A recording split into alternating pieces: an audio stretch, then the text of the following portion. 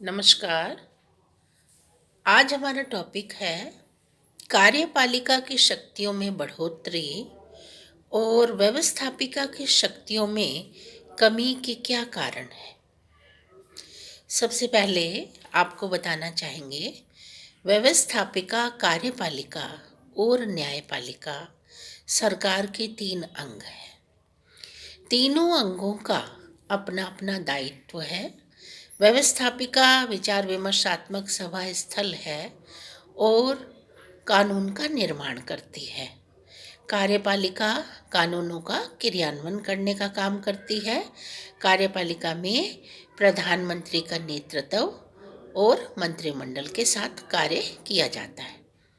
राज्य विधानसभाओं में मुख्यमंत्री का नेतृत्व और मंत्रिमंडल के साथ कार्यों को संपन्न किया जाता है। न्यायपालिका, जिसे संविधान की सुरक्षा का दायित्व दिया गया है, न्यायपालिका के द्वारा व्यवस्थापिका द्वारा बनाए गए कानूनों को और कार्यपालिका के द्वारा बनाए गए क्रियान्वित किए गए कानूनों को, अगर वह जनहित में नहीं है और किसी ने याचिका दायर की है, तो जांच करके उस कानून को अवैध घोषित कर सकती है। उतनी मात्रा में अवैध घोषित किया जा सकता है जितनी मात्रा में उस कानून के द्वारा संविधान का उल्लंघन किया गया। अब बात आती है कि कार्यपालिका की शक्तियों में बढ़ोतरी क्यों हो गई और व्यवस्थापिका की शक्तियों में कमी क्यों हो गई। व्यवस्थापिका सरकार का पहला स्टेप है। जनता द्वारा जनता के लिए शासन, यानी जनता द्वारा चुने हुए प्रतिनिधि विधानसभा में, जिसको हम राज्यों की व्यवस्थापिका के रूप में जानते हैं, और लोकसभा, जिसे हम केंद्र की व्यवस्थापिका का निम्न सदन मानते हैं, में रिप्रेजेंटेटिव करते हुए जनहित कार्यों को संपन्न करते हैं। अब बात आती है जनहित कार्यों को संपन्न करने में व्यवस्थापिका विचार विमर्शात्मक सभा स्थल के रूप में सदन की बैठकों के आयोजन के माध्यम से, अधिवेशनों के माध्यम से, पक्ष विपक्ष के तर्क वितर्क के माध्यम से, वाद विवाद के माध्यम से, समय समय पर विशेष बैठकों के आयोजन के माध्यम से जनहित कार्यों को संपन्न किया जाता है। यानी कानून निर्माण का दायित्व व्यवस्थापिका पर है। द्विसदनात्मक व्यवस्थापिका के रूप में भी काम होता है और एक सदनात्मक व्यवस्थापिका के रूप में भी काम होता है। द्विसदनात्मक व्यवस्थापिका में पहला सदन जिस कार्य को करता है, दूसरे सदन के द्वारा भी उसकी जांच कार्य या उस पर विचार विमर्श या उस पर निर्णयात्मक भूमिका अदा की जाती है। अलग अलग देशों की अलग अलग व्यवस्थापिकाओं का कार्य दायित्व है और स्वरूप भी अलग अलग है, लेकिन ऑल ओवर यदि हम पढ़ाते हैं, बताते हैं, भारत की व्यवस्थापिका है, द्विसदनात्मक है। ब्रिटेन की व्यवस्थापिका है, द्विसदनात्मक है। अमेरिका की व्यवस्थापिका है, द्विसदनात्मक है। यानी सोवियत संघ, जो पूर्व सोवियत संघ था, जो रूसी गणराज्य के नाम से जाना जाता है, या चाइना है, चाइना की व्यवस्थापिका, सब जगह पर अलग अलग सिस्टमेटिकल ढंग से व्यवस्थाएं हैं। कहीं एक सदन सर्वोच्च है, कहीं दो सदन सर्वोच्च है। जैसे भारत में व्यवस्थापिका को संसद कहते हैं, ब्रिटेन में व्यवस्थापिका को संसद कहते हैं, अमेरिका में व्यवस्थापिका को कांग्रेस कहते हैं। तो हम पढ़ रहे थे चीनी संविधान में राष्ट्रीय जनवादी कांग्रेस व्यवस्थापिका के नाम से जाने जाते। तो हम ये बताना चाह रहे थे कि व्यवस्थापिका की शक्तियों में कमी और कार्यपालिका की शक्तियों में बढ़ोतरी क्यों हो गई। आपको विदित है बच्चों कि व्यवस्थापिका जो कानून निर्माण करती है, जो कानूनों को संशोधित भी करती है, जो नीतियों का निर्माण करने में सहायक सिद्ध होती है, व्यवस्थापिका के कार्यभार में बढ़ोतरी हो गई। क्यों? क्योंकि जनाधिक्य हो गया है, तो निश्चित रूप से जनाधिक्य है तो जन समस्याएं भी अधिक होंगी। दूसरी बात आती है, व्यवस्थापिका विधायी कार्य करती है, व्यवस्थापिका कार्यपालिका संबंधी कार्य भी करती है, वित्तीय संबंधी कार्य भी करती है, अन्य कार्यों को भी संपन्न करती। लेकिन व्यवस्थापिका रेगुलर काम करने वाली संस्था नहीं है। सीजनल अधिवेशनों का होना, अलग अलग देशों के संविधानों का अपना अपना प्रावधान है। तो सीजनल जो मैं बोल रही हूँ, इंडियन पॉलिटिकल सिस्टम में ऋतुकालीन हिसाब से अधिवेशन होते हैं। तो अल्पकालीन अधिवेशन संख्या व्यवस्थापिका की ज़्यादा है तो कार्य करने में विलंब हो जाता है, यानी कार्य पूर्णतः नहीं हो पाते या बहुत सारी जो समस्याएं हैं वो लंबित रह जाती हैं। और कार्यपालिका जो है वो रेगुलर काम करने वाली एक संस्था है, एक सेलेक्टेड टीम कार्यपालिका में काम करती है। यानी व्यवस्थापिका में बहुमत दल का नेता प्रधानमंत्री होता है और प्रधानमंत्री द्वारा मंत्रिमंडल का उसी दल में से निर्माण होता है। सामूहिक उत्तरदायित्व के साथ साथ व्यक्तिगत उत्तरदायित्व भी पाया जाता है। नियमित रूप से काम करने वाली संस्था मानी जाती है कार्यपालिका। सेलेक्टेड टीम हो गई, आकार छोटा है, प्रधानमंत्री का नेतृत्व है, संगठित रूप से सब काम करते हैं और बैठकों का आयोजन गोपनीय ढंग से भी होता है और प्रवक्ता द्वारा बात को मीडिया के माध्यम से जन जन तक पहुंचाया जाता है। तो हम ये बताने जा रहे थे कि संसद की कार्यवाही खुले में होती है। संसद एक बड़ा सदन है, पहला सदन फिर दूसरा सदन। संसद के पास बहुत सारे काम होते हैं, अल्पकालीन अधिवेशन है। संसद में अनेक दल, छोटे छोटे दलों का समूह होता है।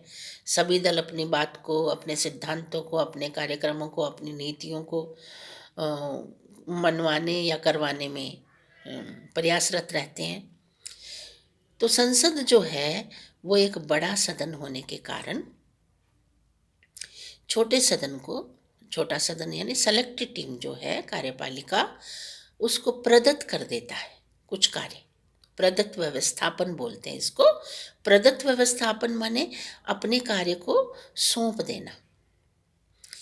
व्यवस्थापिका ने अपने दायित्व या अपने कार्य जब कार्यपालिका को सौंप दिए तो उन विषयों से संबंधित जो निर्णय है वो कार्यपालिका द्वारा किए जाने लगते हैं। जैसे मान लीजिए कोई आपातकालीन स्थिति आ गई। आपातकाल का मतलब है संकट काल, और इस स्थिति की कोई व्याख्या नहीं हो सकती क्योंकि हमारा संविधान, इंडियन पॉलिटिकल सिस्टम में आपातकाल को स्पष्ट नहीं किया गया। आपातकाल का मतलब है वह परिस्थिति जो तुरंत कार्यवाही की मांग करती है। मान लीजिए संसद का अधिवेशन नहीं हो रहा और कोई संकट ऐसा उत्पन्न हो जाता है तो तुरंत जो तत्काल निर्णय लेना है वो कार्यपालिका द्वारा लिया जाएगा निश्चित रूप से। तो जो आदेश, जो निर्देश या जो कार्य, जो भी निर्णायक भूमिका की गई अदा, और जो निर्देश दिए गए या जो नियम बनाए गए या जो भी कार्यवाही हुई उसकी संसद में पुष्टि तो होगी। समर्थन तो 2/3 संसद से 6 महीने की अवधि में लेना पड़ेगा। लेकिन एक बार तो कानून निर्माण का कार्य कार्यपालिका ने कर दिया, निर्णय लेने का कार्य कार्यपालिका ने कर दिया, उस परिस्थिति का सामना कार्यपालिका ने कर लिया। तो स्ट्रोंगनेस का एक पॉइंट बन गया कि व्यवस्थापिका के पास समयाभाव है, व्यवस्थापिका के पास संख्या ज़्यादा है रिप्रेजेंटेटिव सदस्यों की, और अनावश्यक देरी भी हो जाती है। अनावश्यक देरी का मतलब ये है कि व्यवस्थापिका में बहस बहुत ज़्यादा होने लगती है। दलगत राजनीति का रूप भी देखने को मिलने लगा है। वर्तमान समय में हम देखते हैं एक दल दूसरे पर आरोप लगाता है। आरोप प्रत्यारोप के जो प्रोसेस है, इसमें महत्वपूर्ण कार्य जो हैं वो वंचित रह जाते हैं, कार्य हो नहीं पाते। तो ऐसे में विलंब हो जाता है जनहित कार्यों को करने में। तो कार्यपालिका जो है उसका जो कार्य करने का तरीका है, कैबिनेट की बैठकें हैं, उनके नेतृत्व जो लीडरशिप है, प्रधानमंत्री और मंत्रिमंडल के बीच जो प्रधानमंत्री व धुरी होता है जिसके चारों ओर प्रशासन घूमता है। तो एक सेलेक्टेड टीम को विभाग सौंपे गए हैं, उनके अपने व्यक्तिगत दायित्व भी होते हैं, सामूहिक दायित्व के साथ भी उन्हें चलना पड़ता है, गोपनीयता भी उन्हें रखनी पड़ती है और हर तरह से जवाबदेही भी उनकी बनती है। उत्तरदायित्व की भावना भी, उत्तरदायित्व का प्रोसेस भी उन्हें अडॉप्ट करना पड़ता है, क्योंकि वो रिस्पॉन्सिबल हो जाते हैं और उसी रिस्पॉन्सिबिलिटी के आधार पर सरकार का जो एक निश्चित समय होता है उसमें उसे अपने सारे कार्यों को पूरा करना पड़ता है। तो व्यवस्थापिका के प्रति उत्तरदायी होती है कार्यपालिका। तो सिद्धांत और व्यवहार में जब हम अंतर करने लगते हैं कि व्यवस्थापिका प्रश्न पूछकर, बहस द्वारा, बजट द्वारा, कटौती द्वारा, निंदा द्वारा, अविश्वास प्रस्ताव के द्वारा, काम रोको प्रस्ताव के द्वारा, बहुत सारे पहलू हैं जिसके माध्यम से व्यवस्थापिका कार्यपालिका को नियंत्रित करती है। तो इन सब कार्यों को देखें तो लगता है व्यवस्थापिका ज़्यादा सर्वोच्च है। व्यवस्थापिका मंत्रिमंडल पर अपना प्रभाव और दबाव रखती है, लेकिन व्यवहारिक दृष्टिकोण से जब हम पढ़ते हैं तो हम ये पाते हैं कि व्यवस्थापिका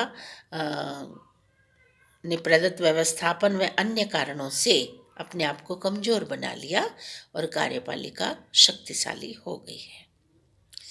जैसे प्रधानमंत्री अविश्वास प्रस्ताव पास होने पर त्यागपत्र देने की बजाय राष्ट्रपति से कह के सदन को भंग करवा सकता है।